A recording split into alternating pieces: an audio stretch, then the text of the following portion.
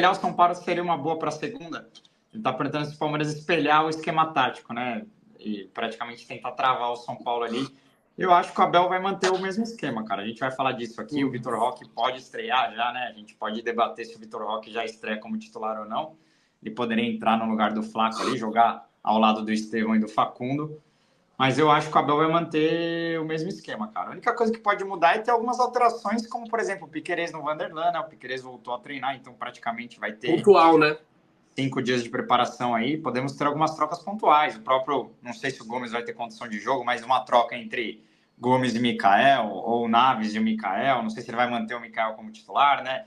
Tem a questão do Emi Martinez, que eu duvido que vai perder posição, porque está crescendo e por mais que o Aníbal seja um bom reserva ali, uma boa sombra, eu acho que o Emi vai manter a titularidade. Então, eu acho que o Abel tem algumas dúvidas entre trocas de posições, mas informação, eu acho que ele não vai mexer nisso agora, né, Quinzão? Não, ele vai, na minha opinião, as únicas alterações seriam por questões físicas, né? Como você falou, se o Gomes e o Piqueires estiverem em condições de jogo, eles assumem a titularidade. Caso contrário, ele não vai mudar o esquema. E Emi Martinez, a gente pode discutir aqui. Inclusive, eu e você já falamos que o Aníbal está melhor, que merecia já ganhar mais minutos. Mas o último jogo contra o São Bernardo foi o melhor jogo do Emi Martinez. Então não tem por que tirá-lo, né?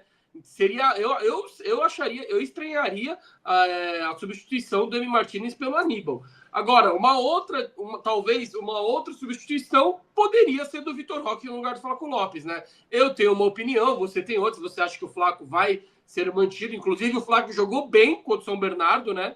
Ele fez um gol e foi muito... Participou dos 3 gols, né? Ele foi muito participativo. Não dá para contar. Rolou até uma treta no grupo de setoristas, porque muita gente estava contando como assistência, né? Do Flaco, e, cara, contar aquilo ali como assistência. Não foi. A primeira foi uma casquinha ali que ele briga e ajuda, é importante no lance. A segunda, ele dá um passe e acha o Estevão, mas, pô, o passe dele lá no meio do campo, depois o Estevão constrói toda a jogada. Então, assim, contar no futebol de hoje, nesse futebol de cartola, né? Que tudo tem que ser contado como assistência, pré-assistência. Tem gente contando como assistência. Eu não conto nenhum dos dois, mas ele teve participação nos 2 gols importantes, né? Então o Flaco realmente foi bem no jogo de sábado. Inclusive, poderia ter expulsado um jogador de São Bernardo, porque recebeu uma entrada criminosa, né? Sim. Mas... o Flaco foi bem na última partida, então ele pode ser mantido, mas na minha opinião, já é jogo para Vitor Roque. Eu já meteria ele como titular, ele deu entrevista, falou que tem condições de jogo. Inclusive, ele vinha jogando no Bet, não como titular, mas ele vinha ganhando os minutos. Então, ele tá bem fisicamente, tecnicamente ele tem que ganhar confiança. E aí, obviamente, ele vai ser relacionado. Ele vai pro banco e eu tenho certeza que ele vai ganhar minutos, né? Se estiver perdendo, vai ter que entrar para meter gol. Se estiver ganhando também, eu acho que é interessante para se ambientar, para dar um up ali na torcida. Então, o Vitor Roque deve ganhar minutos. Agora a discussão é se ele vai ser titular ou não.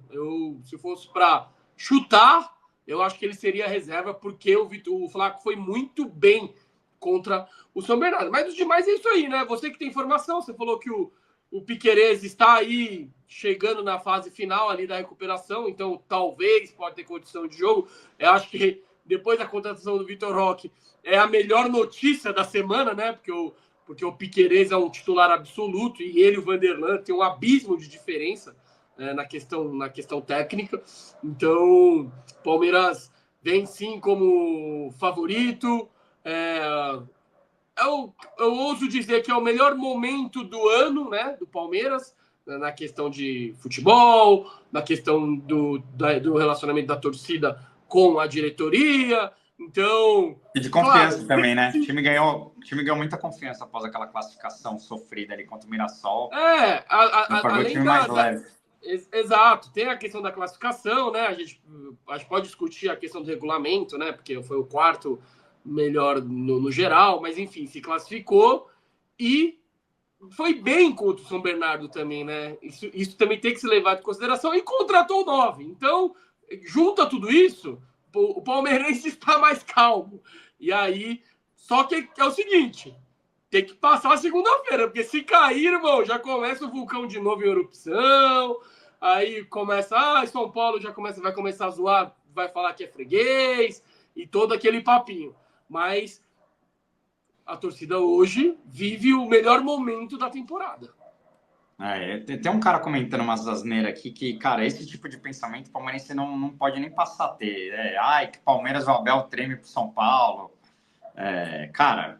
Palmeiras já foi eliminado pelo São Paulo 2 vezes, né, Kim? Com o Abel, acho que foram as 2 Copas do Brasil, né? Não, se juntar a final do Paulista do Crespo, são 3, né? Mas não é uma eliminação, né? Porque vai na final. Não, no Allianz Parque, eu digo. No Allianz Parque, acho que foram 3 eliminações, mais uma foi em 2019 ali, nos pênaltis, né? Que o Palmeiras cai pro São Paulo naquele Paulista de 2019. Que anula aquele gol do Davidson lá no centímetro. Mas teve as duas da Copa do Brasil, né? Mas se a gente for pensar, com o Abel teve 4-0 na final do Paulista, teve a eliminação na Libertadores, os 3-0 nas quartas, teve os 5-0, que foi o jogo de virada de chave para aquele título brasileiro. Então, assim, quem quer ficar só pegando pelo copo meio vazio, essa semana não tem como, gente. É ver tudo pelo copo meio cheio, ir para cima, manter essa energia positiva lá em cima, porque a torcida também vai ter um papel importantíssimo. E, cara,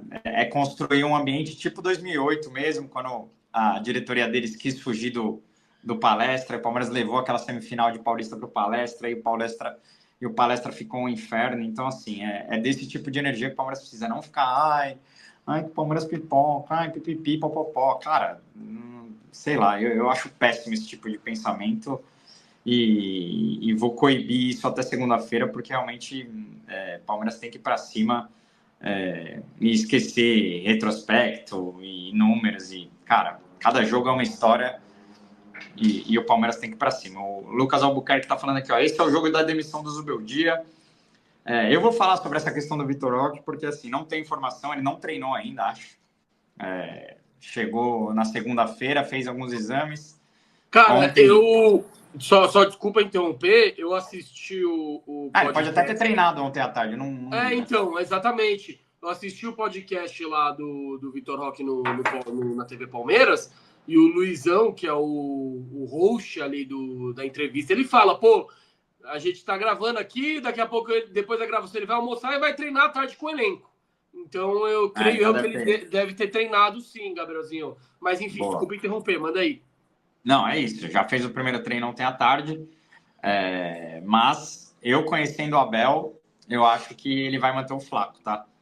E acho que a torcida vai ter um papel importante nisso também, cara. Não adianta começar o jogo, o Abel escolher o Flaco, ficar pegando no pé do Flaco, qualquer erro que o cara tiver, ficar vaiando o cara. Sim, com certeza. A torcida tem que, cara, apoiar o Flaco, e não interessa se o Vitor Roque vai estar no banco ou não. O Flaco tá representando a camisa do Palmeiras, vai tentar dar o seu melhor e, cara, se o Abel optar pelo Flaco, a torcida tem que jogá-lo para cima e não ficar jogando o cara para baixo, né? Então, eu tenho esse tipo de pensamento. Eu, conhecendo o Abel, eu acho que ele vai com o Flaco, vai deixar o Vitor Roque para estrear no segundo tempo.